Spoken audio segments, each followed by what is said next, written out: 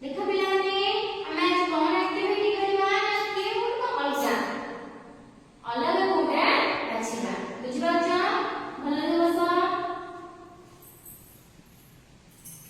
ଆଚ୍ଛା କହିଲ ବାଘ ସିଂହ ହରିଣ କୁକୁର ଆଙ୍କ ଭିତରୁ କିଏ ଅଲଗା ହେବ ଯାହାକୁ ପଚାରିଲେ କହିବ କିଏ ଅଲଗା ହେବ? କୁକୁର କାହିଁକି ଅଲଗା? ଘରେ ରୁହେ ଆଉ ହରିଣ ସିଂହ ବାଘ ଏମାନେ କୋଉଠି ରୁହନ୍ତି?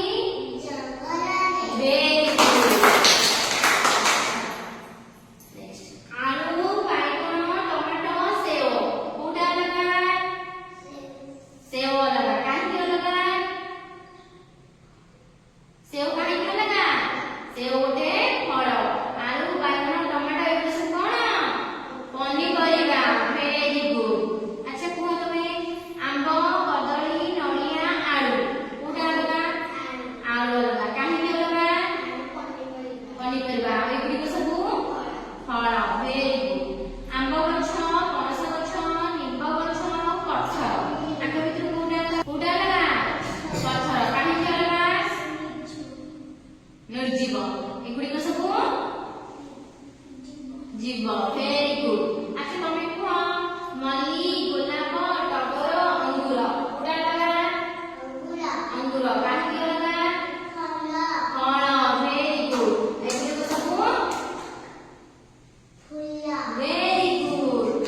ଆଚ୍ଛା କୁହ କାଉ ପାରା ବାଘ ଶୁଆ କୋଉଟା ଅଲଗା? ସିଏ କହିବ ବାଘ ଅଲଗା କାହିଁକି ଅଲଗା? ବାଘ ଜଙ୍ଗଲରେ ରୁହେ ସେ ଗୋଟେ କଣ ବାଘ ପଶୁ ଏଗୁଡ଼ିକ ସବୁ ପକ୍ଷୀ। Very good. ଆଚ୍ଛା କୁହ ତୁମେ ଗାଈ କୁକୁର ସିଂହ ବିଲେଇ କୋଉଟା ଅଲଗା? ଗାଈ କୁକୁର ସିଂହ ବିଲେଇ ଅଲଗା ହେଲା କିଏ? ସିଂହ କାହିଁକି ଅଲଗା ହେଲା? ଏଗୁଡ଼ିକ ସବୁ କଣ କି? ସିଂହ ଗୋଟେ କଣ ବନ୍ୟପ୍ରାଣୀ ସେ ବଣରେ ରୁହେ ଆଉ ଗାଈ କୁକୁର ବିଲେଇ ଏମାନେ ସବୁ କଣ ଗୃହପାଳିତ ଏମାନେ ଘରେ ରୁହନ୍ତି। ଆଚ୍ଛା କୁହ ଅଦା ପିଆଜ କଖାରୁ ରସୁଣ କୋଉଟା ଅଲଗା? କଖାରୁ କାହିଁକି ଅଲଗା? କାହିଁକି ଅଲଗା? କାହିଁକି ନା କଖାରୁ ଗୋଟେ କଣ ହୁଏ ପରିବା।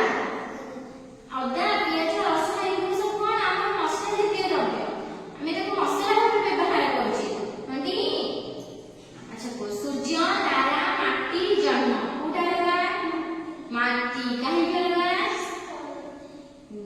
ସେ କଣ ହୁଏ ସ୍ଥଳ ଭାଗରେ ଥାଏ। ସୂର୍ଯ୍ୟ ତାରା ଜହ୍ନ ଏମାନେ କୋଉଠି ନା ଆକାଶରେ ରୁହନ୍ତି। Very good. ଭାତ ରୁଟି ଡାଲି ଗୋଡ଼ି କୋଉଟା ଅଲଗା? ଗୋଡ଼ି କାହିଁକି